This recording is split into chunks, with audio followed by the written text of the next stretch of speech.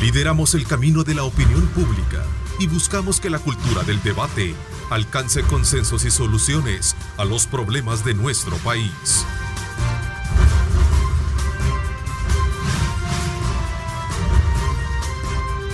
Diálogo con Ernesto López. Miércoles 7 de agosto de 2019, ¿cómo están? Un placer enorme saludarles a ustedes. Gracias por sintonizarnos desde muy temprano. Una vez concluido el periodo vacacional, pues le damos la más cordial bienvenida a las actividades cotidianas en este miércoles 7 de agosto. Recuerde colocar a Dios en el centro de sus actividades. Hoy me acompañan la voz de la nueva generación en una edición especial, precisamente en Diálogo con Ernesto López, en la que vamos a tratar varios temas de país. Saludo cordialmente a Isaac Ortega, emprendedor social. Gracias, ¿cómo estás, Isaac? Bienvenido. Muy bien, gracias, Ernesto, por la oportunidad nuevamente de poder compartir con tan excelente panel. Gracias. También saludo a Leonor Selva, experta en política pública. Gracias por acompañarnos. Buenos días, Ernesto, y buenos días a toda la teleaudiencia, que ya madrugamos nuevamente. Tania Pastor, también abogada de la República. Gracias por acompañarnos. Gracias, Ernesto, por la invitación y buenos días a toda la teleaudiencia de Megavisión, compañeros panelistas. Bueno, en su momento se integra Henry Flores, vicepresidente de Red de Jóvenes en el Exterior, con quien vamos desde luego también a compartir la experiencia de esos temas que sin duda alguna vamos a colocar y arrancar esta semana. Pero antes, bueno, se concluye el periodo vacacional, hay cifras desde luego en varios sentidos, producto de lo que fue el periodo vacacional, como también de lamentablemente todavía de lo que puede verse de delincuencia hoy en día, aunque las autoridades han dicho de que se tiene una disminución de homicidios bastante considerable. ¿Cuál es la lectura que tienen ustedes con relación a este periodo vacacional, Henry, Isaac? Pues yo creo que la población siempre está expectante de lo que está pasando. Creo que hemos tenido buenos resultados estas últimas semanas, no solamente este periodo vacacional, sino que durante todos los días. Siempre yo sigo diciendo que todavía hay que esperar a que esto termine de madurar, que el plan control de verdad termine de dar efecto. Me parece un poquito rápido la forma como vamos transicionando de una fase a otra. Los resultados todavía no se pueden como degustar bien para poder saber qué está pasando, pero es bueno que en unas vacaciones, en un tiempo vacacional, pues terminemos con números que posiblemente no habíamos visto en muchos años, según las cifras que nos están mostrando.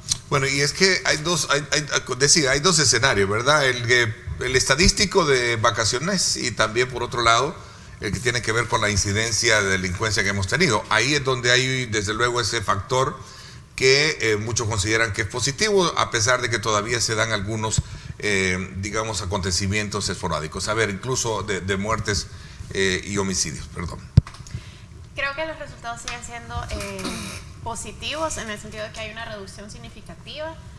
Creo que este periodo vacacional prueba que estamos lidiando con un fenómeno de largo plazo, que aunque celebramos días de 0 homicidios, de 2 homicidios, y que esos son días por los que hay que agradecer como salvadoreños, creo que estamos lidiando con un problema que hemos tenido por lo menos las últimas 2 décadas, y que esto es algo que no va a tener una solución de 1 mes y de 2 meses, y que de nuevo el gran reto es la sostenibilidad de estas medidas.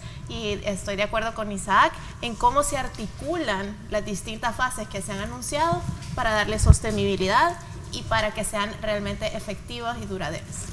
Sí, de hecho solo hay alrededor de 3 homicidios, al menos la estadística es lo que refleja, ¿no? Sí, entiendo, aunque en las vacaciones hubieron días con 9, 7, creo que ahí lo único que yo haría el llamado es que se mantenga un reporte de estadísticas confiable y continuo, que no separe la divulgación de las estadísticas cuando conviene o no, pero creo que igual el resultado sigue siendo positivo en comparación con lo que teníamos antes. Bueno, y es que a propósito, este día miércoles, a raíz de todos los actos que se generaron durante la liturgia con motivo de las fiestas en honor al Divino Salvador del mundo, la Iglesia sigue preocupada por el tema de violencia y pobreza, los cuales, pues en el discurso decían las autoridades eclesiásticas, esto empuja a la migración. De hecho, las fiestas patronales finalizaron y desde luego en la misa fue uno de los puntos que planteaba el discurso de la homilía. Así es que así están las cosas. Pero vamos a ver cuál es tu lectura y le doy la más cordial bienvenida también ya a Henry Flores, que se encuentra con nosotros. Henry, bienvenido. ¿Cómo estás? Buenos días a todos. Buenos días, Ernesto, y buenos días a la teleaudiencia de Diálogo con Ernesto López. Bueno, vamos a ver, Tania, estamos hablando desde luego de cómo se está llevando a cabo los procesos que se impulsan con esta fase. Es muy positivo la versión, por lo menos como lo ve la población. Veamos.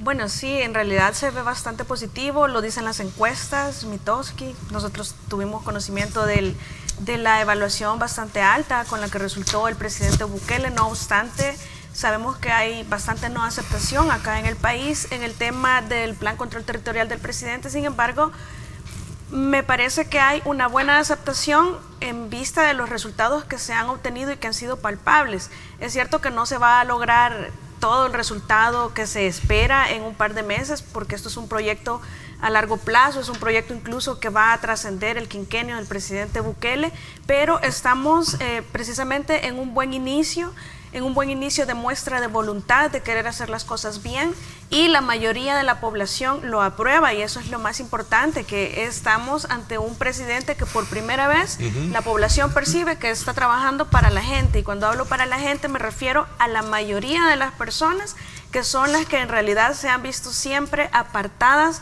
de la visión de todos los funcionarios públicos que hemos tenido durante los últimos 30, 40 años en El Salvador, y eso es lo que se percibe y eso es lo que se ha valorado con una alta calificación, y es lo que me parece que si continúa de esta manera vamos a cada vez gradualmente ver mejores resultados en todos los aspectos, porque se está trabajando de forma integral. Ya queremos ver las otras partes del plan de control territorial, en qué consiste, en qué van a abonar. Ya sabemos que la fase que viene también tiene relación con la militarización, que se plantea incluso que si estamos o no estamos en guerra. Yo sostengo que El Salvador está en realidad en una guerra contra las pandillas, y que como tal tenemos que entender que van a haber situaciones que quizás no se van a ver con buenos ojos, pero es necesario. Se han vulnerado por muchos años los derechos de la mayoría de la población, que no tenemos o que no tienen acceso a servicios básicos, y que eso también recordemos, y eso tienen que tenerlo presente todos los salvadoreños. No estamos hablando únicamente del fenómeno de las maras. Aquí tenemos nosotros en el país un fenómeno más grave que asesina más gente, solo que como no vemos la sangre, entonces no nos impacta tanto como salvadoreños, pero me refiero al fenómeno de la corrupción. En El Salvador, la lucha frontal hacia la corrupción va a marcar una diferencia bastante grande en el efecto que va a tener en el país todos los demás temas, incluido el de seguridad pública. Bueno, un hecho que desde luego fue pero muy lamentable, sin menospreciar otras muertes, fue el asesinato de la madre de policías por supuestos inquilinos que se negaban a pagar, ¿no? Es una situación que no dejó, que deja una vez al descubierto, desnuda la realidad social de violencia que tenemos todavía en el país, ¿no? El nivel de tolerancia, y el sobre todo, de correcto, intolerancia, pero ¿no? es parte de la cultura, es parte de también de la historia del país. Nosotros hemos visto que las generaciones de jóvenes actuales les falta bastante tolerancia, les falta bastante educación, que tampoco se los vamos a recriminar a ellos, pero sí este tipo de situaciones tan cuestionables y tan recriminables como la falta de tolerancia, el irrespeto al bien jurídico de mayor valor para las personas, que es la vida, porque vemos que el comportamiento en realidad es de irrespeto completo hacia la vida ajena. Entonces ese es un tema cultural. Nosotros estamos inmersos en tanta violencia en El Salvador que definitivamente este plan integral tiene que venir a surtir efectos, pero necesitamos medidas que de verdad vengan a realizar o a efectuarse o a traducirse en realidad en efectos verdaderamente palpables y que sean útiles. No solamente decir vamos a reforzar construyendo más escuelas, sino que tenemos que pensar que en realidad para nosotros construir una sociedad en donde el salvadoreño tenga una mejor calidad de vida, tenemos que mejorarle la calidad absolutamente a todo, y comenzamos o pasa eso por la calidad de la educación. En El Salvador la calidad de la educación es bastante baja, entonces hay que aplicar el benchmarking, hay que tomar modelos latinoamericanos que hayan funcionado bastante bien, tropicalizarlos, aplicarlos en El Salvador y hacer estudios de mejora continua. En ese sentido nosotros podemos aspirar a tener mejor calidad de vida, a proporcionarle un salario más digno a las personas, y en realidad, insisto, en el combate a la corrupción, eso va a traer a El Salvador muchísimas mejoras en muchísimos temas que por sí solos van a caer. A ver, Henry, ¿cuál es tu lectura? Estamos desde luego examinando cómo cierra el ciclo vacacional desde dos ángulos, ¿no? La actividad de veraneo que muchos ocupamos para poder disfrutarla, y por otro lado también el esfuerzo de la autoridad de gobierno, quienes por cierto este lunes se contabilizaron, el lunes pasado, 3 asesinatos, entre ellos mencionaba la muerte de la madre de los 2 policías. En los primeros 5 días de agosto se registraron 20 muertes según el informe oficial violentas. 4 de esas personas murieron en enfrentamientos con fuerzas de seguridad. Ayer también se conoció de la muerte de 2 pandilleros al enfrentarse a policías en el sector de Apopa. A ver, ¿cuál es tu lectura en términos generales para poder conocer tu opinión? Nuevamente, buenos días a todos, buenos días a Ernesto. A mí me parece que los planes que está ejecutando el presidente Nayib Bukele y este gobierno están funcionando, y prueba de ello es que los índices de homicidios han bajado considerablemente luego que se agarra un gobierno donde se tenían 9, 10, 11, 12 homicidios diarios. Ahora los homicidios han bajado, 3, 4, 5. Hace poco el presidente anunciaba que se tenían 0 homicidios. Hubo un día que se tuvo un homicidio, pero se contabilizó uno que había sido osamentas, sí, fueron osamentas, creo. Sí, fueron osamentas. Claro, había otro donde se contabilizó un homicidio, pero en realidad esta persona había fallecido. Por muerte natural. Había fallecido, había sido asesinado anteriormente. Okay. Había sido días antes. días antes. Sí, había sido en otro momento había sido baleado. Lo que te quiero decir es que los planes sí han funcionado. Ahora estamos con el plan, se está con el plan control territorial fase 3, que tiene un costo, según lo han mencionado las autoridades, de $210 millones, los cuales están incluidos en el monto de los 575 millones que se están solicitando a la Asamblea Legislativa para su aprobación. Creo que es importante que la población esté consciente que este no solamente es un trabajo del gobierno, no es solo un trabajo de las instituciones públicas y de las fuerzas de seguridad, sino que tiene que ver con lo que están haciendo desde la comunidad. Y te digo esto porque nosotros estamos viendo funcionarios que están llegando al territorio. Ayer veíamos a un grupo de funcionarios llegar a San Juan Opico, sí. Y la gente está diciendo, esto es lo que nos está pasando en el territorio. Es decir, por primera vez vemos al gobierno y vemos a la población que están participando y están venciendo el miedo, porque ojo, no es fácil que la población empiece a interactuar y decir, ahí viven los homicidas, ahí viven los asesinos, los delincuentes. Ahí viven los delincuentes. Creo que se requiere de mucho valor. Entonces, este plan control territorial primero inicia con la fase de fuerza, de la recuperación de territorio, luego va a la fase de oportunidades, en donde se le plantea a la población que se le van a crear cubos, que se le van a dar oportunidades, que se le van a dar becas a los jóvenes. Pero ahora viene algo bien importante, que es la modernización, y el presidente lo ha planteado muchísimas veces, incluso en la campaña presidencial. Él lo decía ante varios organismos internacionales: no es posible que la policía llegue al territorio y están mejor armados los pandilleros o los grupos irregulares, y el elemento policial solo tiene una bala en su pistola. Creo que es importante lo que se está planteando en el sentido de tecnificar a la policía. ¿Cómo se va a tecnificar? Bueno, la policía necesita mejor tecnología. A veces va un grupo de elementos policiales a un territorio, van 10, 5, pero eso sería más fácil si todo fuera coordinado desde la tecnología. Ahora mismo la policía no tiene un centro de tecnología especializado, moderno y de primer mundo que pueda coordinar un operativo, por ejemplo. Entonces es mejor capturar a un pandillero de una manera más tecnológica a que vayan 10, 20, 30 policías y al final el pandillero se les va a escapar. Claro. Así como se hace en otros países. Creo que es muy importante también que se dote de tecnología y de recursos no solamente a la policía, sino que también a la Fuerza Armada. Ya vamos a hablar de eso precisamente porque es una de las fases que creo que en la que entra ya un poco más concreto toda esta proyección que tiene el gobierno. Pero sí, en efecto, hace unos minutos decía el ministro de Seguridad, Rogelio Rivas, que en lo que va de agosto se reportan 22 homicidios. Yo hablaba de 20, ¿no?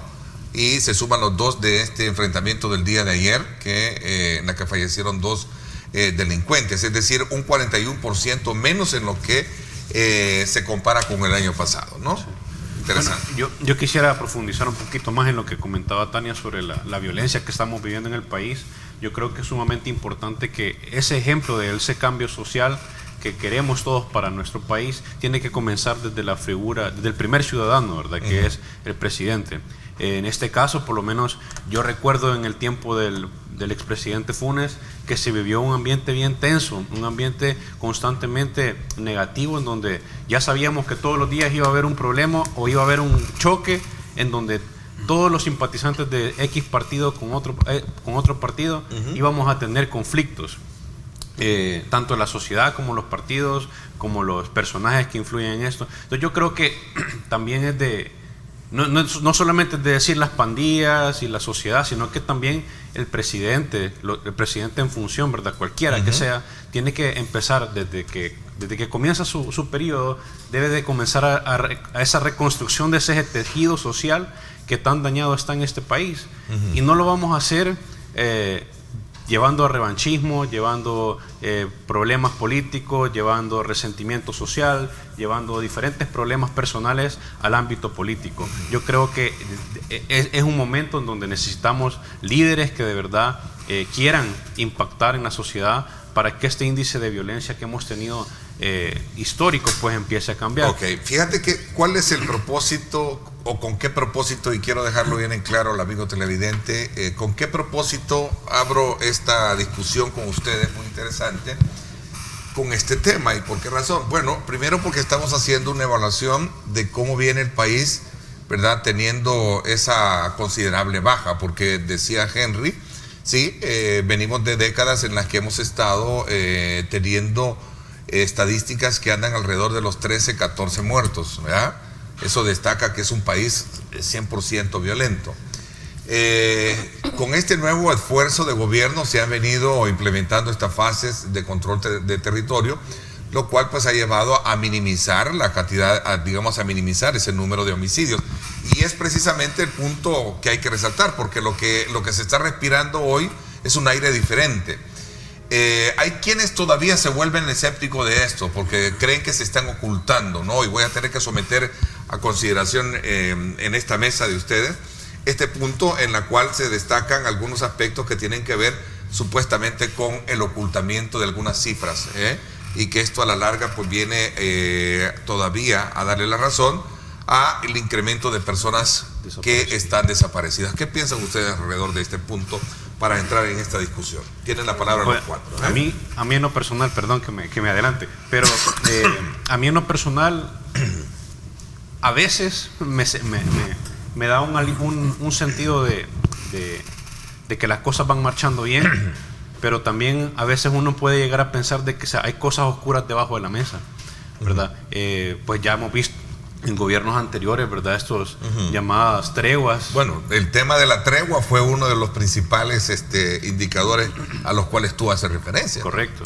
Entonces, ocultó cifras, ¿no? Donde te ocultan cifras, donde te están diciendo de que todo está marchando bien, pero en realidad se aumentan las extorsiones, se aumentan las desapariciones, se aumentan otros factores que posiblemente no están asesinando a las personas, pero sí están asesinando emocional, económicamente, espiritualmente a la parte social. Yo, como te decía, creo yo que para poder sacar un juicio, unas conclusiones de un plan control, que está muy bien que se esté desarrollando y que se esté efectuando porque es necesario, pero para poderlo llamar como algo positivo, algo que está dando buenos resultados. Deberíamos de dejar que pase más tiempo, que las cosas funcionen como deben de funcionar y que hasta entonces, digamos, a final de año podamos ver si realmente esto ha funcionado. Creo que la última vez que estuvimos reunidos acá platicando sobre los temas, dijimos de que las pandillas no se van a quedar sentadas de brazos cruzados esperando a que el plan control funcione, pues, ¿verdad? Ahorita yo hace poco fui a ver una obra y se asemeja mucho a lo que sucede en el ambiente social, ¿verdad? Se replegan, analizan, estudian las opciones de qué van a hacer en el futuro y después empiezan a actuar. Con lo que decía Henry sobre el plan de modernización, de dar equipos y todo esto a la policía, yo me haría una pregunta antes de todo eso, es ¿a qué hora vamos a depurar la PNC, la Fuerza Armada? ¿A quién vamos a armar? ¿A quién le vamos a dar equipo sumamente capacitado y de alta tecnología? ¿Será que realmente lo van a usar la Policía Nacional Civil o los infiltrados que están ahí dentro de las pandillas, que lo hay? ¿Verdad? Esos son temas que debemos de ir analizando, diría yo, pues. Bueno, yo creo que es importante destacar los esfuerzos que se están haciendo y entiendo que se va paso a paso. Apenas son, quiero ver, ahora es 7 de agosto, 67 días de gobierno y seguramente están habiendo estos procesos internos y externos dentro de las fuerzas policiales y está habiendo un reordenamiento tal y como lo ha anunciado el presidente. Ahora bien, en cuanto a las estadísticas, creo yo que es muy importante destacar que sí han bajado los homicidios. Y por ahí se ha hablado de los desaparecidos. Siempre es bien importante revisar los datos y las estadísticas. Yo la vez pasada estaba revisando esas estadísticas y haciendo un comparativo entre las estadísticas de desaparecidos de administraciones anteriores, de meses anteriores, antes de junio, y las que estamos teniendo. Y veía que también en ese tema ha habido una reducción. Es decir, no es cierto que se han disparado considerablemente las desapariciones. Lo que pasa es que tenés ahora datos que te indican que han bajado los homicidios y hay instituciones que reportan, medios sobre todo, un mayor número de desapariciones. Pero si comparás esos datos actuales con los datos anteriores, te fijas que también ha habido una reducción. Evidentemente tenés 2, 3, 4 homicidios y a veces en los medios se manejan cifras mayores de desapariciones, pero no significa que esas cifras son mayores de cómo se inició esta administración. Evidentemente se debe de también trabajar en este esfuerzo y en ese sentido la Asamblea Legislativa ha propuesto una ley para el tema de desaparecidos que se está discutiendo y en donde se le ha pedido opinión a varias instituciones. La misma Fiscalía General de la República abrió una unidad para ver este tema de desaparecidos de una manera más expedita. Creo yo que es importante ver todos estos elementos, no solo reconocer que se ha bajado en el tema de homicidios. Tenés un problema también en el tema de desaparecidos, hay que trabajar, pero este es un tema integral en donde por supuesto que el gobierno y las autoridades deben de ir enfocando sus esfuerzos. Yo creo que la gran advertencia en el tema de las estadísticas es que, de nuevo, este gobierno no cometa el error que administraciones pasadas han cometido, que es de usar las estadísticas como un instrumento político y peor aún, de que llega un momento en el que por usar las estadísticas como un instrumento político llegan a creerse su propio discurso político y se desapegan de la realidad que está viviendo la gente en las comunidades. La seguridad es algo que la gente palpa. El principal indicador de seguridad, más allá de las estadísticas de delitos, es la sensación de seguridad que percibe la ciudadanía. Ese es un indicador que se usa, es qué tan seguro se siente usted en su comunidad. Entonces, en el momento en el que un gobierno se empieza a autoengañar, manipulando o ignorando ciertas estadísticas, creo que empieza a sabotearse el mismo. Y fíjate que yo ese tema de la percepción de la población lo voy a decir con mucha propiedad. He conversado con muchas personas y me expresan que sienten un ambiente diferente de seguridad. Y lo estoy diciendo de gente del sector, perdón un poco por la estigmatización, pero no lo quiero ver así, sectores del oriente del país, para no focalizarlo, del oriente de la capital, del oriente de la capital, para no y es que no creo que ese es el punto, que las voces que estamos pidiendo, que haya transparencia, que haya constancia en las estadísticas, que no se reporten una semana y otra semana no es porque queremos demostrar que los planes están fallando, es de hecho, queremos poder confiar en que lo que estamos viendo, lo que percibimos es la verdad. Entonces, creo que lo único que se está pidiendo es, no se está negando que hay un efecto positivo en las estadísticas, que está teniendo un resultado positivo el plan de seguridad, solo precisamente hay que separar que hay mecanismos de evaluación para saber que vamos por el camino correcto, para tener esa confianza constante. Y yo sí creo que no hay que minimizar la relación de los homicidios con las desapariciones. Primero porque las desapariciones son un fenómeno que a las familias que las golpea, a veces las golpean más que un homicidio. O sea, yo conozco personas, madres que tienen hijos desaparecidos y la angustia que sienten, o sea, llega un punto en el que te dicen, ya solo quisiera saber si está fallecido o no. Entonces, primero, las desapariciones son un calvario para las familias y claro, son un crimen casi igual de dañino que una muerte.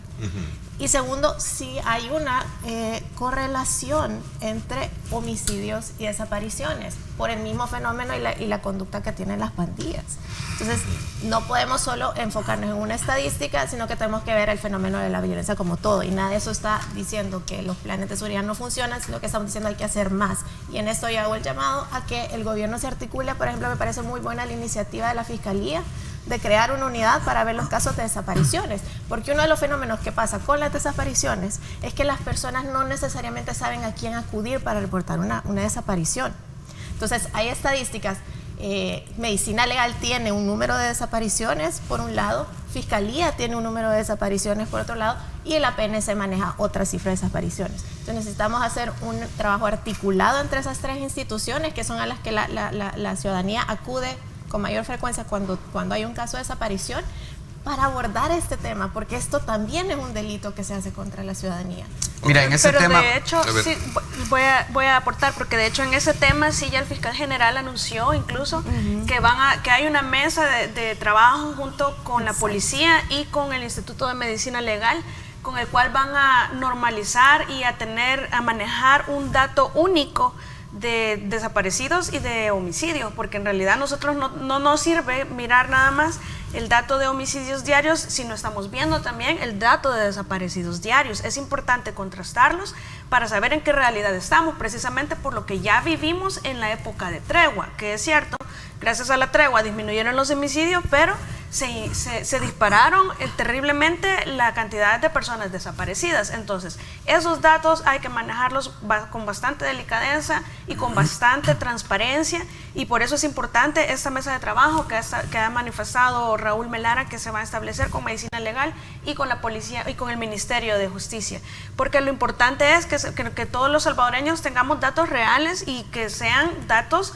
que estén manejados por las tres instituciones que son las encargadas de recibir este tipo de muertes, y sobre todo a unificar el criterio con el cual van a considerar que si es una muerte violenta, que si este es otro desaparecido, que si el otro de qué tipo de muerte es, para ver cómo se van a contabilizar. También tenemos en El Salvador, y eso no lo podemos nosotros obviar, es una gran falencia en establecimiento de estudios, no solamente de datos estadísticos, sino que de datos estadísticos que después sean evaluados para poder aplicar verdaderamente una mejora continua en las políticas de Estado que se están aplicando, porque no sirve cambiar las políticas que no sirvieron antes, implementar unas nuevas, si no vamos a estar midiendo los progresos. Necesitamos medir los progresos para ver dónde sí sirve, dónde no sirve o dónde sirve menos, para ver entonces hacia dónde enfocar los esfuerzos hacia el futuro. Y por eso es importante estar haciendo esta evaluación de las gestiones presidenciales que se están haciendo en el Plan Control Territorial, no porque vamos a decidir el plan funcionó o el plan no funcionó, sino que necesitamos ir midiendo cuáles son las falencias que el plan está presentando o las que no está presentando, para fortalecer esas debilidades y poder proporcionar un mejor resultado que sea no solamente palpable para los que viven en los sectores que no son tan peligrosos, sino que en realidad toda la ciudadanía, que son la población en general, la mayoría de las personas que están sufriendo la criminalidad de la delincuencia organizada, como son las pandillas, y que en el momento en el que estas personas dejen de ver las pandillas como el principal problema de sus vidas, van a empezar entonces a ver otros problemas como la carencia de educación, la carencia de agua, de acceso a la iglesia, de acceso a la salud. Es decir, estos problemas son básicos y son fundamentales para todos los seres humanos, pero para estas personas más vulnerables es la seguridad lo que es principal, y es lo que en este momento el territorio está siendo controlado nuevamente por el Estado. El territorio es uno de los elementos del Estado y se ha venido perdiendo por años sin tener un esfuerzo realmente dirigido por ningún gobierno a recuperar esos territorios y a frenar que se sigan tomando los territorios las pandillas. Aquí se está no solamente suspendiendo que el incremento de la posesión de territorio a favor de las pandillas, sino que también se están recuperando a favor del Estado estos territorios. Y eso es fundamental, porque si no recuperamos el territorio, ¿a dónde vamos a trabajar como Estado para llevar a todas las carteras que son parte del plan control integral? Le voy a dar la palabra para seguir con un poco con el cierre de este tema. Reclutamiento voluntario tuvo una respuesta masiva a nivel nacional de acuerdo a la autoridad castrense. Me gustaría que examináramos también este factor de reforzamiento de la institución castrense. Tú hablabas de la depuración del estamento policial. A mí me parece que también es importante examinar ese otro dato. Vamos a tratar otros temas que sin duda alguna han venido ocupando la agenda del país antes del inicio del periodo vacacional. Vamos a la pausa. Gracias a usted por estar enviando sus comentarios, interesantes puntos de vista. Gracias por sintonizarnos. Recuerde también, hoy, 6 de la tarde, sintonizar en directo con Ernesto López Radio. Vamos a tener un análisis de coyuntura con nuestro acostumbrado panel. Julio Valdivieso, estará Romeo Auerbach, así como también Carlos Aragua. Así es que un análisis también de país. Hoy a las 6 de la tarde, sintonice en directo con Ernesto López Radio. Astrid Ábalos y este servidor vamos a hablar sobre temas de país, precisamente con nuestros panelistas del día miércoles, a través de 107.7 Fuego, estación del Grupo Radial Megavisión. Así es que desde ya les invitamos y no se lo pierdan. Vamos a la pausa. Este es el informe del tráfico desde El Megadrón. Gracias a Seguros del Pacífico. Seguros del Pacífico te ofrece full cover y cero deducible en tu seguro de vehículo. Para más información llama al 2283-0800 o contacte a su asesor de seguros. Vámonos entonces a examinar cómo regresan a su estado normal ya las principales calles y avenidas de nuestra ciudad capital después de este periodo vacacional, donde lamentablemente pues la cifra de accidentes ha crecido de acuerdo a la autoridad, ¿verdad? Pero todo producto de accidentes, especialmente de tránsito. Ese es el reporte que se tiene. Así es que la tarea está ahí precisamente para ponerle atención muchísimo a cuando uno maneja. Boulevard Los Próceres hacia el Árbol de la Paz, para que usted tome en consideración cuál es la situación de tráfico que tenemos a esta hora de la mañana y pueda desplazarse de la mejor manera. Ahí está precisamente este interesante desplazamiento que va haciendo. Ahí está la Torre Cuscatlán y por supuesto esta imagen preciosa de cómo está San Salvador a esta hora de la mañana. Vea qué preciosa imagen. Bienvenidos aquellos a la actividad cotidiana del país. Este es el informe del tráfico desde El Megadrón. Gracias a Seguros del Pacífico. Seguros del Pacífico te ofrece full cover y cero deducible en tu seguro de vehículo. Para más información llama al 2283-0800 o contacte a su asesor de seguros.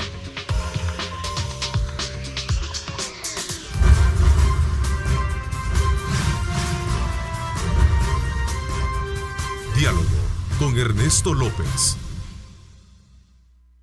Estás viendo Diálogo con Ernesto López.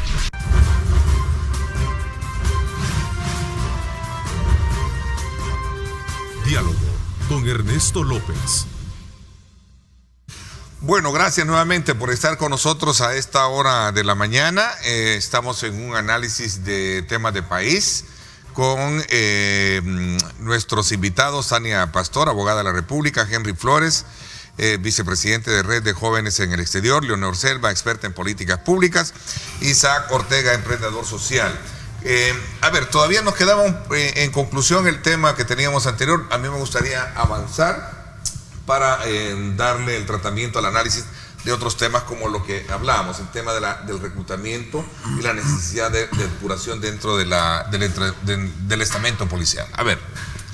Claro, yo creo que tienen la palabra los cuatro. Sí, yo creo que es importante los procesos internos que tienen que haber dentro de las instituciones de seguridad, y sí se está haciendo este esfuerzo. En un momento incluso hubo una crítica por un nombramiento en los primeros días de un director dentro de la policía y a nivel periodístico, y el presidente de la República inmediatamente dijo, bueno, ahora todos los nombramientos los voy a hacer yo, y se nombró a una mujer. Creo que el presidente está muy pendiente de cómo la corporación policial está manejando algunos temas, no solamente dentro de la policía, sino también que en la Fuerza Armada se están haciendo procesos internos, y esos procesos internos tienen que ver también con la eficiencia que se está dando en el territorio. Hace poco acaban de haber 2 eventos donde hay nuevos elementos de la policía que se han incorporado para darle una mayor eficacia al control territorial, y también dentro de la Fuerza Armada hay elementos que ahora están yendo más al territorio. Es de destacar que siempre la Fuerza Armada es una de las instituciones mejor vistas por la población, y creo que ese dato todavía sigue siendo certero, pero ha habido un reforzamiento. Dentro de esta eficacia que está habiendo en la institución policial y la Fuerza Armada, es importante que pueda haber una modernización. Esa modernización tiene que ver con armamento, chalecos, antibalas, uniformes, cascos técnicos, tácticos, radios, mejores patrullas, helicópteros, drones, cámaras con visión, y estoy convencido plenamente también que no solamente a nivel técnico, sino también con la evaluación del personal, con la inteligencia emocional que estos policías, que estos elementos de la Fuerza Armada tengan cuando están en el territorio. Evidentemente hay 2 meses de gobierno, y habrá que ver también cuáles van a ser las nuevas políticas que se van a ir implementando para que haya un mejor control territorial externo e interno. Pero cuando se habla de incremento de elementos militares, mucho se critica que estamos militarizando el país, pero en realidad para poder implementar todos los planes integrales del Plan Control Territorial y en todas sus fases, se necesita mantener el control del territorio, y para mantener el control del territorio este debe de ser absoluto para que sea verdaderamente recuperado a favor del Estado. En ese sentido, nosotros necesitamos más elementos militares porque son los encargados de responder por la soberanía del país. Entonces, si el territorio ha sido tomado por las pandillas, ¿quiénes son los más llamados o los principalmente llamados a recuperar esa soberanía que se ha vulnerado a través del acaparamiento de los territorios del Estado? Es precisamente la Fuerza Armada. Estas personas que critican precisamente hablan porque siempre tienen que criticar al que no está en el gobierno como presidente, que no sea de su partido. Si son del partido contrario, entonces no hay que felicitarlo, sino que hay que criticarlo. Aparecía la vez pasada, bueno, en general casi todos los diputados, porque no podemos decir que todos, pero contaditos en una mano y sobran los dedos, que algunos diputados que sí están trabajando por el pueblo salvadoreño, para el pueblo salvadoreño, pero en su mayoría tenemos aquellos diputados que llevan en la Asamblea Legislativa más de 10, 15, 20 años, que no hacen nada más que criticar ahora los planes del presidente, decir de que estamos militarizando y que este es un plan que no sirve, que es más de lo mismo, y en realidad yo creo que ya las personas que empiezan a repetir este es un plan más de lo mismo, ya ni las personas que lo dicen se lo terminan creyendo, porque definitivamente está más que comprobado que es la primera vez que vemos un plan de esta naturaleza implementado con totalidad y eficiencia. Y hablar de la militarización, estamos hablando de la seguridad de todos los salvadoreños que se ha dejado en abandono por muchísimos años en el país. Entonces, criticar una arista del plan que viene a fortalecer ese control territorial que tenemos, eso es lo que nosotros como ciudadanos cuestionamos bastante de este tipo de diputados, que esperamos realmente, si bien es cierto no los vamos a lograr sacar todos en el 2021, definitivamente hay que comenzar una depuración en la Asamblea Legislativa, que es pero crucial para que podamos verdaderamente tener efectos positivos en el país que vengan aparejados a la implementación de este plan, porque en la Asamblea Legislativa vimos el tema de los miembros que han sido electos como magistrados del Tribunal Supremo Electoral, que a mí me parece que eso ha sido como una burla para la ciudadanía, eso es un total irrespeto, eso es como decirle, miren señores ciudadanos, ustedes nos pusieron aquí, ahora aguántense que nosotros vamos a tomar las decisiones que queramos, y si en el 3 de febrero dicen que dieron una elección, no nos importa lo que viene en el 2021, vamos a hacer lo que queremos. Ese es el mensaje que nos han mandado nuestros diputados que tenemos nosotros en la Asamblea en este momento, que los pusimos nosotros, que se supone que tienen que trabajar para nosotros, pero que solo trabajan para ellos y grupos sectoriales de poder y de poder económico, y están haciendo este tipo de elecciones en donde no respetan ningún tipo de idoneidad para el cargo, ningún tipo de baremo, ningún tipo de requisito, ni moralidad notoria, no les importa, todos se los pasan, ya saben por dónde, con el objeto de nombrar a los que a ellos les interesan. Perfectamente pueden ser nombradas personas que no tengan todas las deficiencias que tienen muchos de los que han sido electos actualmente como magistrados. Y para ese tema vamos también con la elección de la Procuraduría General para la Defensa de los Derechos Humanos, y es lo que hemos vivido siempre para la elección de magistrados también de la Corte Suprema de Justicia, porque como ciudadanos nosotros escogemos al presidente y escogemos a los diputados, pero de los diputados salen los magistrados de la Corte Suprema de Justicia, sale el presidente de la Corte de Cuentas de la República, salen todo el Ministerio Público, que es muy importante. Nosotros tenemos un plan de control territorial que necesitamos la participación de todos los sectores, incluido sobre todo la ciudadanía.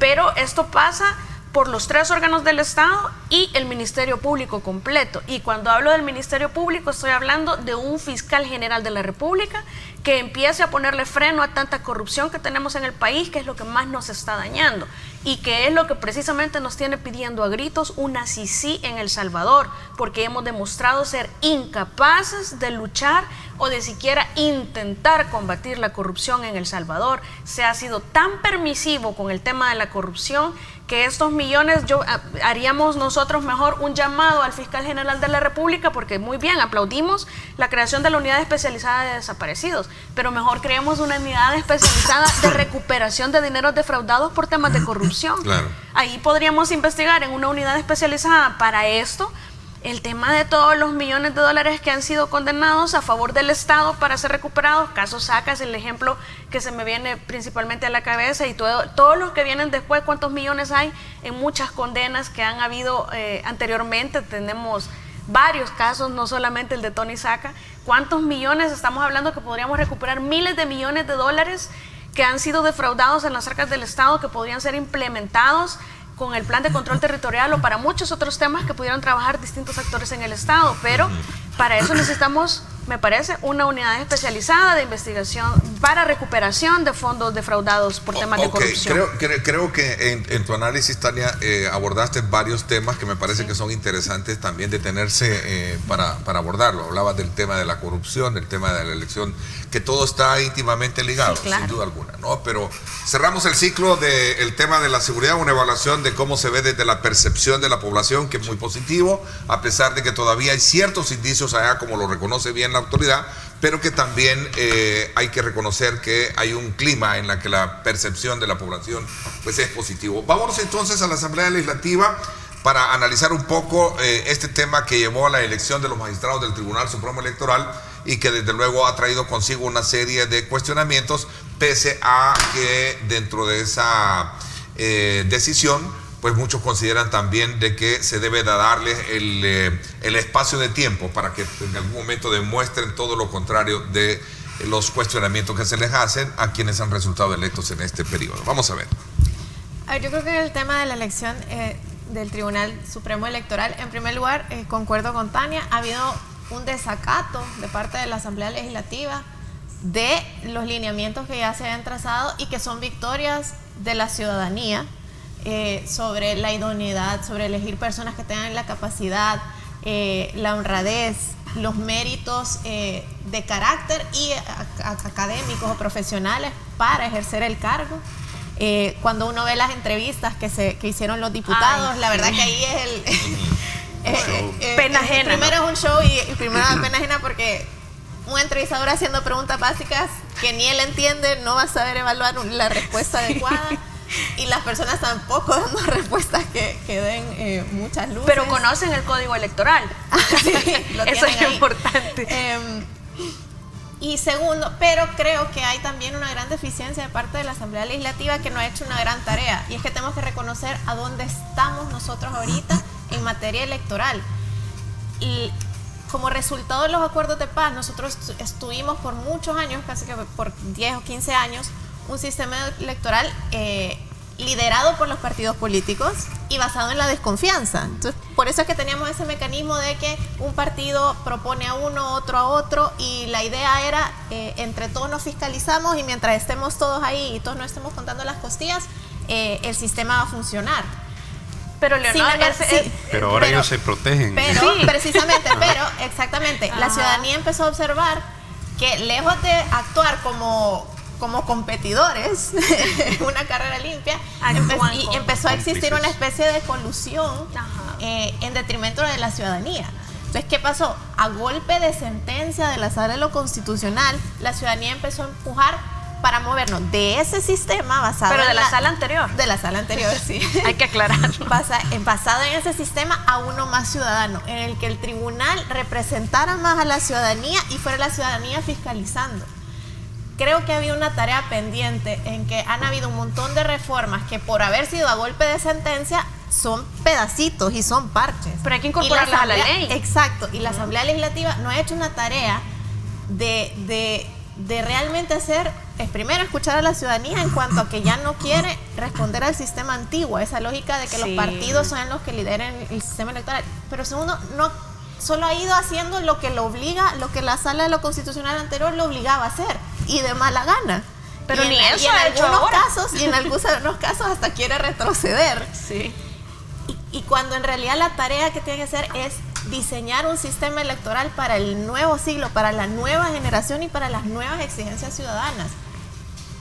No sé si tienen, bueno, estoy casi segura que no tienen la voluntad, no sé si tienen la capacidad. Pero es que eso en realidad pasa por una reforma constitucional. Ahí no les podemos nosotros atribuir toda la responsabilidad a los partidos políticos, porque nuestro sistema democrático, republicano y representativo está diseñado de una forma. Pero la Asamblea puede hacer reformas constitucionales, la ha hecho. Lo que no ha hecho. En la Constitución necesitamos muchas reformas, y esa es quizás de las principales, porque en realidad hay un poder que se le otorga a los partidos políticos, que los partidos políticos son herramientas mal utilizadas por nuestros políticos, y esto es lo que nos tiene actualmente como estamos, abusando de todas las legislaciones en beneficio de unos grupos pequeños de poder económico o de poder político.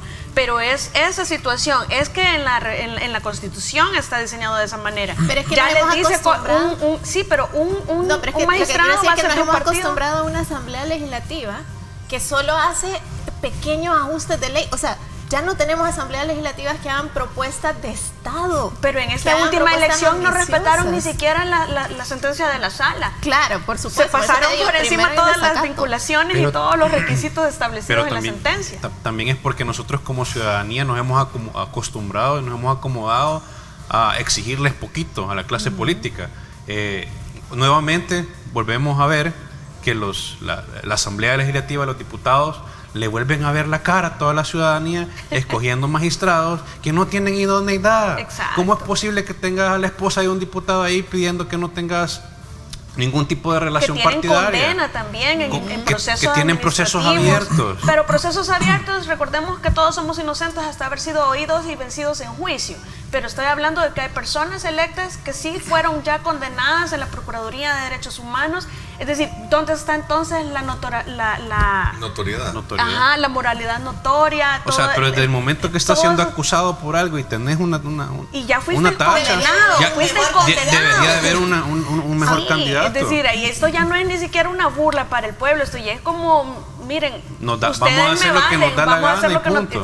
Exacto. Entonces, esto es lo que nosotros tenemos que cambiar en el 2021, señores, para afuera. No lo vamos a poder sacar todos, pero hay que comenzar, porque de la depuración que se comience a hacer en la Asamblea, continúa la depuración en todo lo demás, especialmente en la Corte Suprema de Justicia. Si nosotros queremos una verdadera sala de lo constitucional, una verdadera sala de lo penal, una verdadera corte con magistrados que sean verdaderamente independientes, eso pasa principalmente por depurar la Asamblea Legislativa, y esto pasa también no por una sola elección de alcaldes y diputados, sino que por lo menos por 3.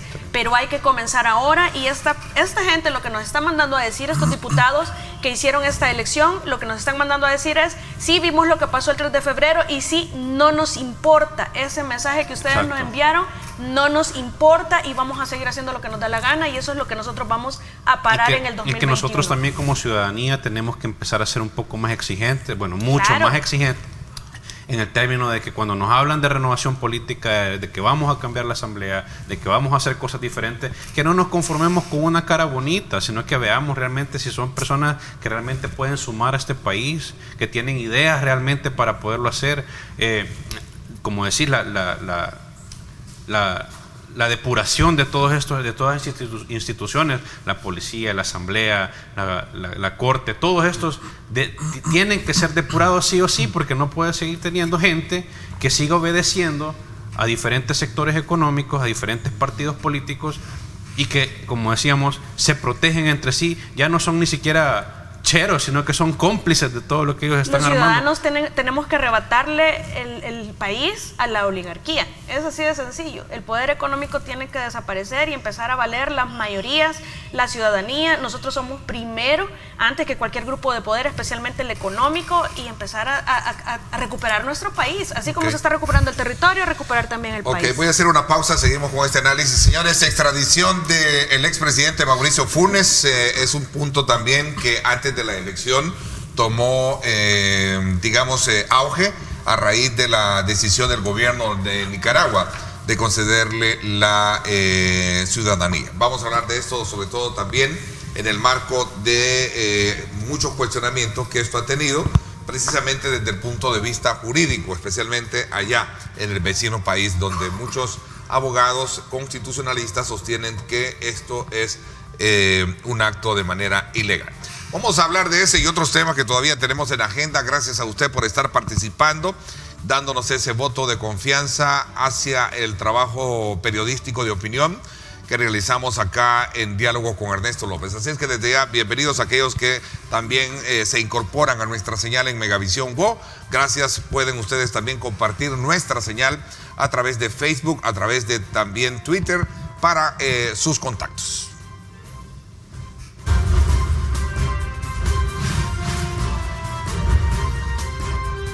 Diálogo con Ernesto López. Estás viendo Diálogo con Ernesto López.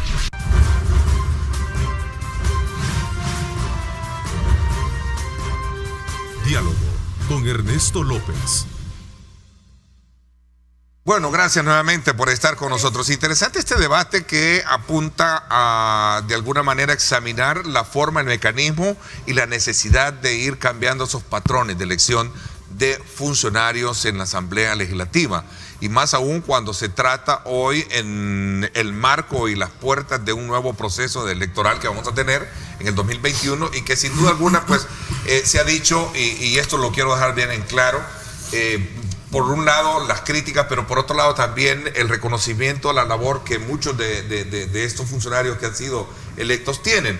Habría que dejar el tiempo, el beneficio de la duda para que ellos trabajen y puedan de alguna manera también demostrar todo lo contrario a lo que en su momento se les dice. Tienen la palabra. Evidentemente, Ernesto y compañeros, ha habido una repartición de cuotas en el Tribunal Supremo Electoral. Es claro que hay cierto temor de cara a las elecciones del año 2021, en donde los partidos tradicionales, en este caso Arena y el FMLN, se han repartido sus representantes dentro del Tribunal Supremo Electoral. No debería de ser así. Hay organizaciones como FUSADES, Acción Ciudadana, el Centro de Estudios Jurídicos que han cuestionado este proceso de elección y han advertido incluso de potenciales demandas ante la Sala de lo Constitucional de la Corte Suprema de Justicia. A mí me parece curioso el hecho de que todavía, a pesar de varias y constantes críticas, Julio Olivo, quien fuera presidente del Tribunal Supremo Electoral, siga ahí en el Tribunal Supremo Electoral, evidentemente con claros vínculos con el partido FMLN. Me parece llamativo que hay personas que han sido vinculadas a presuntos casos de irregularidades, que han estado en la Asamblea Legislativa, y curioso también que han sido propuestos por la Corte Suprema de Justicia. Aquí hay personas que han sido señaladas incluso por acoso sexual, etcétera, etcétera, pero como dicen popularmente, les ha valido chonga. Al final ellos son magistrados del Tribunal Supremo Electoral, la ciudadanía los ha criticado, los tanques de pensamiento los han criticado, las organizaciones de sociedad civil los han criticado, hay partidos incluso que entre ellos mismos se han criticado, pero ahí los vemos como magistrados del Tribunal Supremo Electoral. Ojalá que ellos vayan a actuar apegados a la ley, porque evidentemente en el año 2021 vamos a tener mucho movimiento dentro del Tribunal Supremo Electoral y se podrían ver algunas acciones que ojalá ellos no vayan a interceder en un proceso altamente democrático. Solo quería decir algo, hay que aprender de otros países, y a mí me parece que Guatemala en ese sentido ha avanzado. Yo recientemente tuve la oportunidad de estar como observador en las elecciones presidenciales, y a mí me llamaba la atención, por ejemplo, que no veía pinta y pega campaña. Incluso el Tribunal Supremo Electoral en Guatemala es quien regula la publicidad. No son los partidos políticos, no son organizaciones fachadas que de repente aparecen, sino que es el Tribunal Supremo Electoral el que... Aquí también es el tribunal, que a lo mejor no se cumpla cabalidad, otra cosa. Decide el tiempo, decide el fondo, decide la inversión, y me pareció una campaña bastante limpia. Creo que hay aspectos que han mejorado y que habría que aprender. Creo que es bueno que la ciudadanía esté pendiente de lo que va a hacer el Tribunal Supremo Electoral, porque vamos a nuevos procesos como el del año 2021. Y esto tiene que ser algo que la ciudadanía tiene que ir apuntando, ¿verdad? No tenemos que caer en el problema de que nos olvidemos de todo lo que está pasando, porque es el problema que hemos tenido durante los últimos años, de que se nos olvida lo que los diputados, la clase política le ha hecho semejante daño a este país. O sea, ya vamos a hablar, me imagino, sobre el prófugo, ¿verdad? Pero eso es culpa de también que se le dio la oportunidad a un partido político que le endulzó el oído a la población, y que al final venían persiguiendo sus propios fines. Y se nos olvidó, volvieron a gobernar, y ahora pues la población ya estaba cansada, desesperada, y es por eso que hemos visto un cambio dramático en la política de nuestro país. Pero si se nos olvida lo que están haciendo ahora la clase política, la asamblea, los diputados, entonces va a venir el 2021 y otra vez vamos a tener gran cantidad de diputados de los partidos tradicionales, otra vez metiendo mano, otra vez involucrándose, decidiendo, teniendo poder de decisión en las diferentes instituciones. Y es un llamado para la población para que no nos dejemos ver la cara, para que no se nos olvide lo que nos han hecho como país, como sociedad, el daño, la corrupción que ha habido, que no se nos olvide y que lo tengamos presente el día de las elecciones de febrero del 2021. Ok, vamos a ver, el vicepresidente de El Salvador, pasamos a otro tema. Vicepresidente de El Salvador, Félix Ulloa, advirtió que la nacionalización del ex presidente de El Salvador prófugo, Mauricio Funes, como nicaragüense, ordenada por el gobierno de Ortega, sería utilizada para garantizar la impunidad de alguien que debe de responder a la justicia, pero el vicepresidente Félix Ulloa advirtió que el exmandatario aún puede ser extraditado. Este es un tema que también se conoció antes de irnos de vacaciones. ¿Cuál es la lectura que le pueden dar ustedes a este tema? Voy a hacer la pausa para quedarnos ampliado en el tiempo prudencial para hacer el análisis y el debate pertinente. Vamos a la pausa, 7:32. Gracias por sintonizarnos.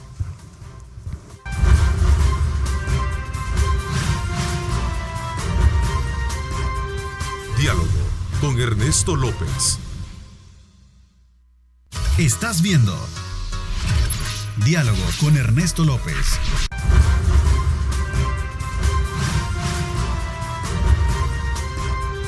Diálogo con Ernesto López. ASI te invita al 6º Congreso Regional de Energía, COREN 2019. Conoce más acerca de gestión energética, energía renovable y mercado eléctrico regional. Participa en el evento de energía más importante de la región, COREN 2019. Bueno, aprovecho precisamente para recordarles que usted puede asistir a este 6º Congreso Regional de Energía COREN 2019, 21, 22 y 23 de agosto en el Hotel Sheraton Presidente. COREN 2019 invita la Asociación Salvadoreña de Industriales. A ver, ¿cuál es el análisis que ustedes tienen a esta situación de la nacionalización que ha tenido el expresidente de El Salvador, Mauricio Funes, que se supone estaba asilado en Nicaragua y que obviamente esto ha traído consigo una serie de cuestionamientos? Por un lado, medios nicaragüenses sostienen que esto es ilegal. En el país hay una serie de pronunciamientos, incluso de reacciones del presidente Bukele, que han sido bastante categóricas. El vicepresidente, lo leí anteriormente, Félix Ulloa, decía que pese a esta situación, pues él cree que el exmandatario aún puede ser extraditado. ¿Cuál es el análisis, el debate que puede tener esta mesa de ustedes frente a este tema? Pues honestamente no tengo otra palabra para describir las acciones del expresidente Funes más que una vivianada. Y todavía me parece mucho más ofensivo y patético que haga alarde de esta vivianada en redes sociales, pretendiendo enmascarar esto como que él es más astuto que las autoridades. No, que el mismo presidente. Él lo dijo, que el presidente Bukele dijo. Sí, así no lo sé dijo, si tengo ese Twitter. Ya lo vamos a buscar. Me parece francamente patético que un expresidente de un país esté tomando estas acciones con tal de no dar la cara frente a la nación a la que juró representar. Pero más allá de eso, creo que hay dos acciones que hacer. Por una parte, creo que Nicaragua tiene su propia lucha, la ciudadanía nicaragüense tiene su propia lucha, es un contexto de mucha convulsión política, donde el gobierno nicaragüense está en una posición bastante frágil. Y creo que ellos también tienen que agotar sus vías para determinar si hay alguna ilegalidad en las actuaciones que hicieron la declaratoria. Creo que al margen de si para el sistema jurídico nicaragüense esta nacionalización fue legal o ilegal, el gobierno de El Salvador tiene la responsabilidad de mantener su postura, primero de mantener la articulación con las instituciones de seguridad pública, de seguridad internacional como el Interpol, para continuar estos esfuerzos de capturarlo él. Si él sale de Nicaragua, él todavía puede ser extraditado, por ejemplo, si él es capturado fuera del territorio nicaragüense. Segundo, creo que a nivel diplomático se tiene que mantener la postura de que él no es un asilado, no es un nacional, sino que es un prófugo de la justicia salvadoreña. Y creo que eso es responsabilidad de la Cancillería de El Salvador, hacerlo notar en cualquier foro y en todos los espacios donde haya representantes del gobierno nicaragüense. Porque es un tema que se tiene que mantener a la larga. Creo que no hemos perdido y creo que precisamente lo que hay que hacer es no retroceder en nuestros esfuerzos y mantenerlos firmes para buscar la oportunidad que sea. Ok, en realidad todos sabemos que Sol es un vil ladrón, pero habían algunos cuantos simpatizantes, dice, del partido del FMLN, que lo apoyaban, afirmando que al igual que él, que era un perseguido político y por eso le habían dado el asilo. Parte de las declaraciones que en su momento diese, en este caso, el presidente Nayib Bukele. Y luego pues tuvimos la oportunidad de ver la reacción del expresidente, donde tú lo que decías, Leonor, con relación al tema de que, bueno, él da a conocer de que él es más astuto, ¿verdad? Creo que así fue que digo, ya ando buscando ese tweet. A ver, pero también tenemos un partido político que aún no se pronuncia claramente sobre esa situación. Bueno, el partido que lo llevó al poder, pues lo único que dicen es que si cometió un delito, pues que tiene que ser procesado y que tiene que dar la cara. Pero no hay una posición realmente del partido que lo llevó al poder, del FMLN, diciendo sí, él ha cometido esto y tiene que dar la cara y ser procesado y ser firme en eso, sino que son bien ambiguos con eso. Y a mí también me gustaría no solamente ver la posición del presidente Bukele en el tema de Mauricio Funes, sino que también en el tema de Tony Saca. Yo hasta el momento todavía no he visto nada públicamente contundente sobre ese tema. Yo que todavía estoy esperando ese tweet, o todavía estoy esperando ese Facebook Live sobre esa situación. No podemos dejar que esto se siga dando, no podemos dejar que que esto siga repitiéndose en este país. Ya este país está sumamente desgastado como para que ahora salga el expresidente Funes, como decía Leonor, con la vivianada, ¿verdad? Y con la cara dura de diciendo, me les escapé, yo soy más vivo que ustedes, soy más vivo que el presidente, que le vi la cara a la población y pues ahora me estoy cuidando aquí, como decíamos con Tania. Esto no estaba fácil nunca, pues, ¿verdad? De extraditarlo. Obviamente vemos las condiciones del gobierno nicaragüense, yo creo que todos estamos un poco empapados de esa situación y vemos que ellos tienen sus propios problemas, sus propias situaciones, y que para ellos pues le están haciendo un favor, y ellos mismos se están haciendo un favor teniendo personas que les puedan ayudar, que les puedan permitir pues tener este tipo de situaciones, y que a la larga pues el presidente Ortega, que no tiene nada que ver conmigo, ¿verdad? Tiene este tipo de situaciones en donde ni siquiera su propio gobierno lo puede controlar, sí. Y tiene mucha gente que está ahí ya protegida, que de otros países también tienen casos donde han sido señalados de corrupción, de ladrón. Este es el tuit al que hacía referencia Leonor. Dice que alguien le sugiera a Nayib que mejor relax y la dona, ¿no? Para que no caiga en depresión por no cumplir su deseo de extraditarme antes de los 100 días de su gobierno. A estas alturas el presidente de Twitter debería saber que en política más sabe el diablo por viejo que por diablo. Bueno, y realmente es un diablo, ¿verdad? Porque ha actuado satánicamente, utilizando no solamente al Estado salvadoreño, robándose millones y millones de dólares, sino que ahora utilizando los recursos públicos de los nicaragüenses, porque literalmente los nicaragüenses le están pagando cerca de $3,000, le están pagando a sus hijos, a todo su círculo familiar. Yo sí quería destacar que, bueno, lo que decía Isaac, si el presidente Bukele sí se ha pronunciado en el caso del presidente Saca, incluso hubo un delito por el que Saca había quedado absuelto, y el presidente en Twitter inmediatamente, el presidente Bukele en Twitter inmediatamente dijo, por eso es que necesitamos las CIES. Habría ahí que revisarlo. Pero bueno, en el caso de Mauricio Funes, creo que es muy lamentable la situación y el mensaje que está dando también, no solamente el expresidente, sino también su partido político. Sí ha habido un posicionamiento, incluso del nuevo secretario general del FMLN, Óscar Ortiz, ha sido un posicionamiento ambiguo, como lo decía Isaac, pero claro, y es, bueno, si él tiene que pagar, que pague, pero tampoco dice nosotros hemos sido culpables o de que nos esté viendo la cara, porque hay que reconocerlo que fue el FMLN, Medardo González lo dijo, el que intercedió ante Daniel Ortega para que Mauricio Funes estuviera allá. Yo creo que debe de haber también no solamente una acción penal, como decía Tania, un mecanismo, ya hay una resolución de la Corte Suprema de Justicia, de autoridades de seguridad de nuestro país, de la Fiscalía, pero también de resarcir esos daños. ¿Qué pasó con esos 351 millones de dólares? Hay personas vinculadas a este caso de corrupción, porque evidentemente no solo se trata de Mauricio Funes tenía una red de corrupción, al igual que el expresidente Saca. Hay que ver qué se hace para recuperar esos 355 millones de dólares. Pero ese proceso penal está abierto todavía. Sí, pero hay que ver, porque al final una persona es detenida, estuvo presa, ¿cierto? Pero ¿qué hacemos con esos millones de dólares que pueden servir para reconstruir este país? En el caso de Saca, pues no estoy defendiendo a Saca, pero está preso, está pagando por lo que hizo. Mauricio Funes simplemente decía que admiraba a Lula.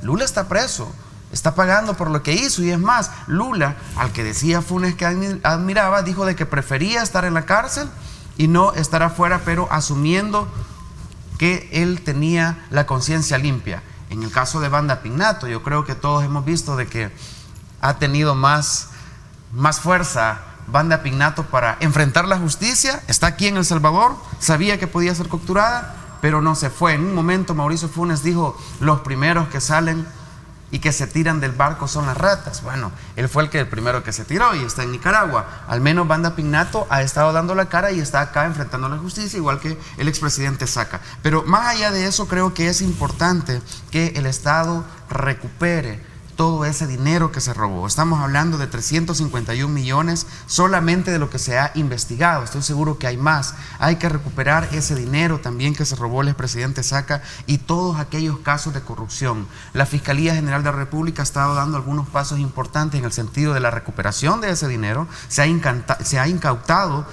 parte de ese dinero, se ha aplicado extinción del dominio, pero creo yo que se debe de avanzar en recuperar más, no solamente en este caso, sino en otros casos. Este juego de Funes, en realidad, para él lo que implica ser un asilado significa que de por vida él va a estar escondiéndose. Si no es en Nicaragua, va a ser en cualquier otro país con el cual El Salvador no tenga tratados de extradición o que no sea parte de la Organización de las Naciones Unidas. Es decir, el destino de él está escrito, o se enfrenta a la justicia o queda en calidad de prófugo por el resto de su vida, que me imagino que no debe ser nada alentador. Y por otra parte, hay que poner atención a dos aspectos. El primero es la calificación de perseguidos políticos. Eso se está poniendo de moda en El Salvador, viene traído desde Sudamérica.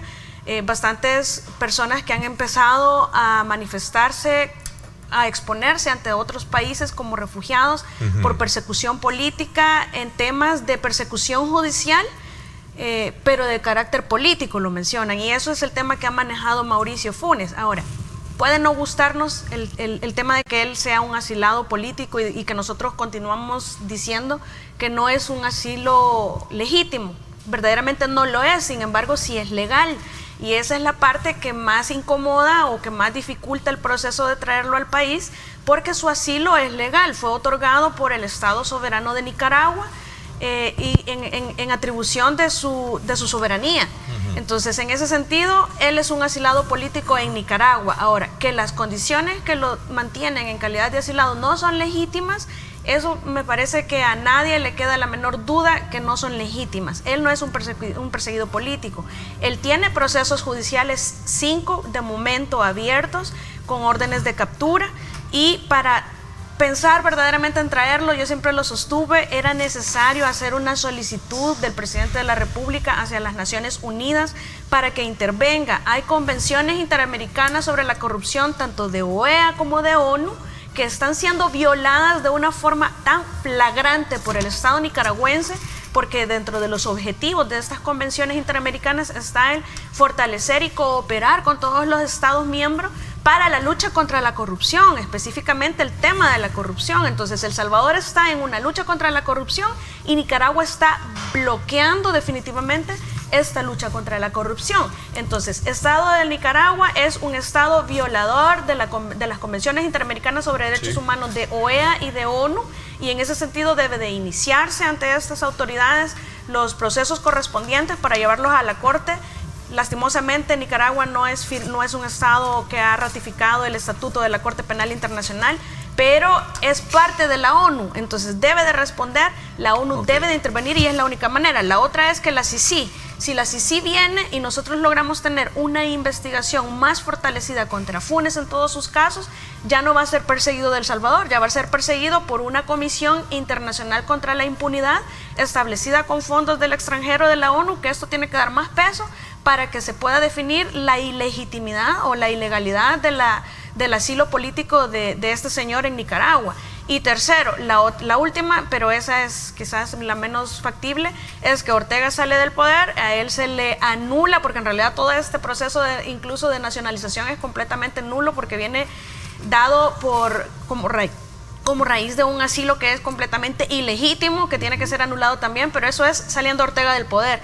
Y hay que asumir también como salvadoreños que saliendo Ortega del poder y que a él se le elimine la calidad de asilado político y se puede extraditar eventualmente, él se va a ir para otro país. Vámonos entonces ahora a la pausa. Cuando regresemos, el vicepresidente de los Estados Unidos, Mike Pence, juramentó el día de ayer a Ronald Douglas Johnson como el nuevo embajador de la nación norteamericana ante nuestro país, y dijo: es un honor juramentar hoy a Ron Johnson como embajador ante El Salvador. En la Casa Blanca dice: apreciamos su trabajo mientras continuamos fortaleciendo nuestra relación con el presidente Nayib Bukele. Vamos a hablar de este tema ¿Cuál es la expectativa? Está previsto que el nuevo embajador de los Estados Unidos llegue al país durante la primera semana de septiembre. También se tiene prevista la llegada de tropa norteamericana, ¿no? Son de apoyo de trabajos de reconstrucción y ayuda humanitaria. Esto lo vamos a analizar cuando regresemos. Son las 7:49. Gracias por sintonizarnos. ASI te invita al 6º Congreso Regional de Energía COREN 2019. Conoce más acerca de gestión energética, energía renovable y mercado eléctrico regional. Participa en el evento de energía más importante de la región, COREN 2019.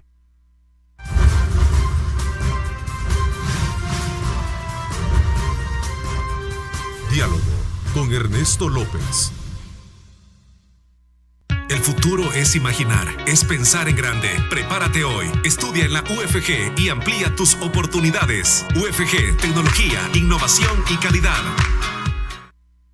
Bueno, gracias nuevamente por estar con nosotros. A ver, ¿cuál es la lectura que ustedes o la expectativa que tienen ustedes como voz de la nueva generación en esta edición especial que tenemos de Diálogo con Ernesto López con relación a la llegada del nuevo embajador que el día de ayer, por cierto, fue juramentado en la Casa Blanca, y la expectativa que hay pues precisamente sobre este rol que vendrá a jugar un nuevo funcionario diplomático, y especialmente con las características que él tiene de haber sido, de ser un hombre ex miembro de la CIA y un hombre de mucha, digamos, conocimiento y experiencia en el tema de antiterrorismo, etcétera, etcétera. A ver.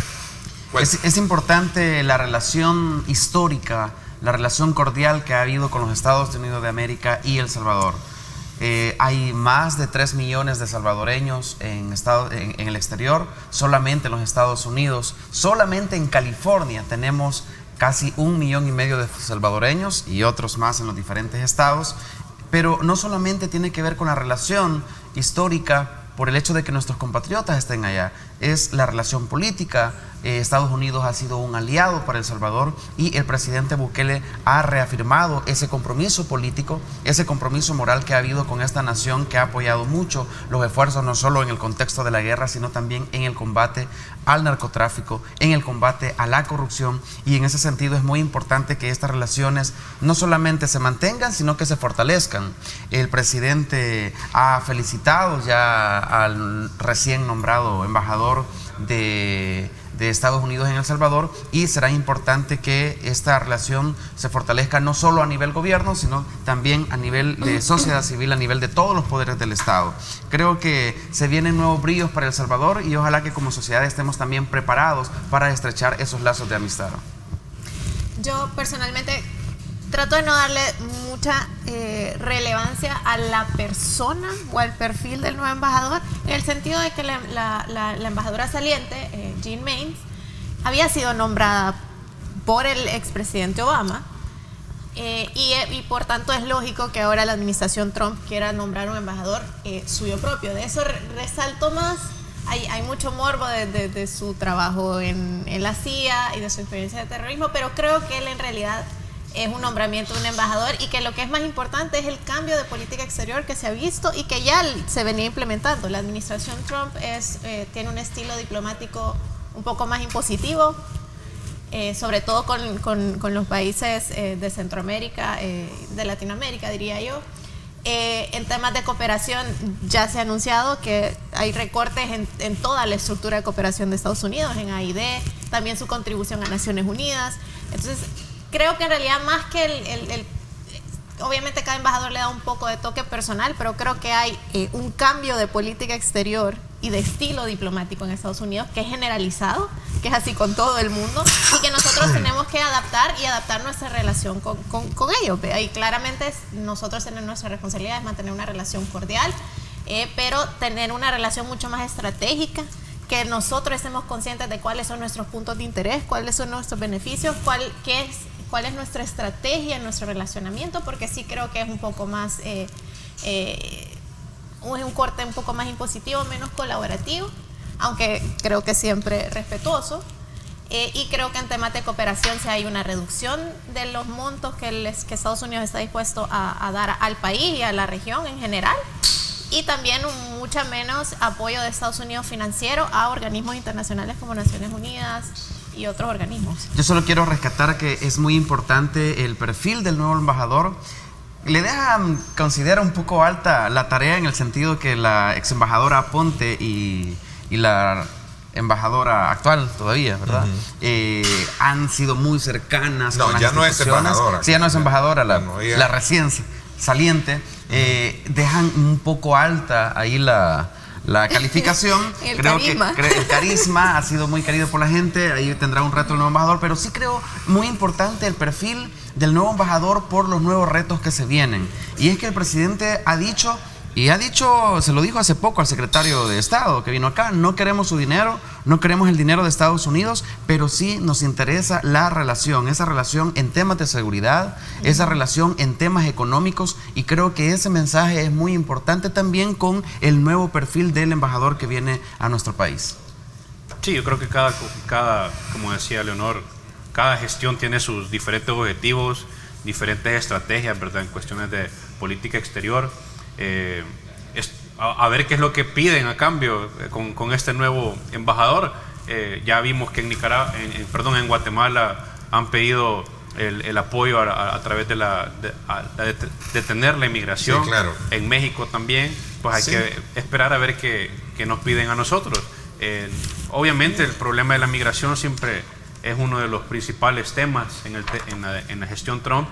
Y creería yo que por ahí es una relación, como muchos la ven, es una relación de conveniencia. A Estados Unidos, obviamente, en el análisis le compete frenar el tema de la migración, apoyando a través de la cooperación con programas de asistencia social y de ayuda a países como el nuestro, pues, que son calificados como número 1 en el tema de exportar personas. Ojo, ya El Salvador no es el número 1. De hecho, según de acuerdo a algunos Guatemala, estudios, Nicaragua está Guatemala y Honduras. Sí. El Salvador va en un tercer lugar, y por eso me parece correcta la postura del presidente en el sentido que le dijo el secretario de Estado: Estados Unidos ya no nos vean como parte del Triángulo del Norte, porque no es cierto que nosotros estamos exportando más salvadoreños. Eso era antes. Ahora los números han cambiado, las cosas han cambiado, y en ese sentido él ha solicitado incluso que no nos vean como parte de ese Triángulo del Norte, porque queremos avanzar a un desarrollo humano, a un desarrollo tecnológico, a nuevas políticas, y el que nos sigan etiquetando como país del bajo mundo no es tan bueno, y en ese sentido creo yo que va a ser muy importante que El Salvador tome liderazgo. Con el presidente lo está haciendo, Estados Unidos lo ha reconocido, se han reunido al más alto nivel con algunos funcionarios, y yo creo que va a ser importante el nuevo rol del embajador acá en nuestro país. Interesante. Nos quedamos hasta acá con este análisis que hemos hecho hoy, regresando ya a actividades normales, ¿verdad?, del país después de este periodo vacacional, donde pues esperamos que todos, a no ser aquellos que hayan ingresado a esas estadísticas lamentables de accidentes, pues en algún momento pues en nuestra solidaridad. Pero también bienvenidos a aquellos, vamos de nuevo a entrarle con muchas ganas, con muchas fuerzas a lo que viene por delante, a lo que es esta semana, ¿verdad? Pareciera que fuera el lunes, pero no, hoy es miércoles. Gracias, sí, ¿verdad? Ya casi vamos de nuevo para el fin de semana, así es que a seguirla disfrutando, pero sanamente. Vamos a ver, gracias Isaac, gracias Leonor, gracias también a ti, Henry, gracias Tania. Gracias, Ernesto. Les agradezco a ustedes cuatro la integración de este equipo denominado La Voz de la Nueva Generación, ¿verdad? En esta edición especial. Queremos estar pronto acá. ¿Sí? Así es. Más rápido. Claro. Más constante, más frecuente. Así es. Nosotros siempre ofertándoles lo mejor de lo mejor en el análisis político, económico y social a través de estas versiones como lo hemos tenido esta mañana. Gracias. Los espero hoy en radio en el debate político semanal. Gracias nuevamente y pásenla bien. Recuerden lo más importante, amar a Dios sobre todas las cosas. Vamos el camino de la opinión pública y buscamos que la cultura del debate alcance consensos y soluciones a los problemas de nuestro país.